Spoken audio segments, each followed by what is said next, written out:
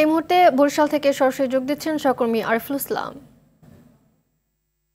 আরিফ, বৃষ্টির পূর্বাভাসের মধ্যে আবহাওয়া কেমন দেখছেন জানাবেন আমাদের।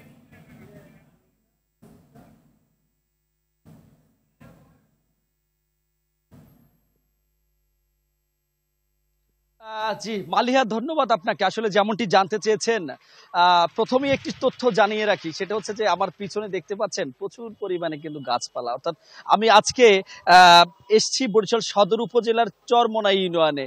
এখানে কিন্তু কিছুটা বাতাস পাওয়া যাচ্ছে, তবে আবহাওয়া অফিসের সাথে যে কথা বলে যতটুকু জানলাম, আজকে বরিশালে 35 ডিগ্রি সেলসিয়াস তাপমাত্রা রয়েছে। তবে যে পরিমাণে তাপমাত্রা রয়েছে তার চেয়ে কিন্তু গরমের অনুভূতি কিছুটাও বেশি।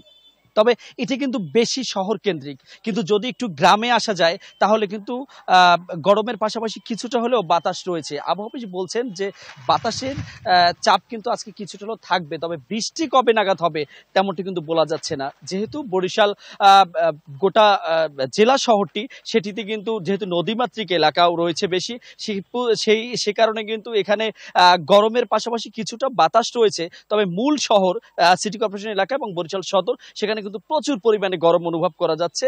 এবং এই কারণে কিন্তু বরিশালের যে প্রধান ফটকগুলো রয়েছে, প্রধান শহরগুলো রয়েছে, সেখানে কিন্তু জনসাধারণ দেখা রোদ মানে বেলা বাড়ার সাথে সাথে যেমন রোদের চাপ বাড়ে, রোদের চাপ বাড়ার সাথে সাথে গরম, তীব্র গরম, এই তীব্র গরমে কিন্তু সাধারণ মানুষের দেখাও খুব কম মেলে। এবং স্কুল কলেজের যারা শিক্ষার্থী রয়েছে তাদেরও কিন্তু এখন দেখা খুব কম মিলতেছে, তার কারণ প্রচুর পরিমাণে গরম। তবে আবহাওয়া অফিস বারবারই বলে যাচ্ছেন যে কবে নাগাদ আসলে বৃষ্টি আসবে বা এই আবহাওয়া কিছুটা কমবে, রোদের চাপ, সেটি কিন্তু এখন পর্যন্ত তারা কোনো তথ্য, নির্দিষ্ট কোনো তথ্য দিতে পারছে না। এই কারণে কিন্তু বরিশালে যে খেটে খাওয়া যে মানুষগুলো, তাদের জীবনমান একদম এখন ভেঙে পড়ছে এমন একটি অবস্থা। এবং খেটে খাওয়া যে মানুষগুলো, তারা অসহায় জীবন প্রকাশ করছে। আমরা কথা বলেছিলাম বরিশালে একদম প্রত্যন্ত মানুষগুলো, ওর সাথে যারা রিক্সা চালায়, ভ্যান চালায়, অটো রিক্সা চালায়, তারা কিন্তু এখন বলছেন যে ভাই আমরা আসলে এক বেলা গাড়ি চালাচ্ছি বিকেলের পরে, তার কারণ রোদের যে চাপ, সেতে এখন বাইরে বের হওয়ার কোনো সুযোগই নেই। তথ্য আরেকটু জানিয়ে রাখি, সব শেষ করবো তার আগে, যেহেতু নির্বাচন চলছে সদর উপজেলা, বরিশালে উপজেলা পরিষদ নির্বাচন, বরিশাল সদর কিন্তু উপজেলা পরিষদ নির্বাচনে আওতাভুক্ত।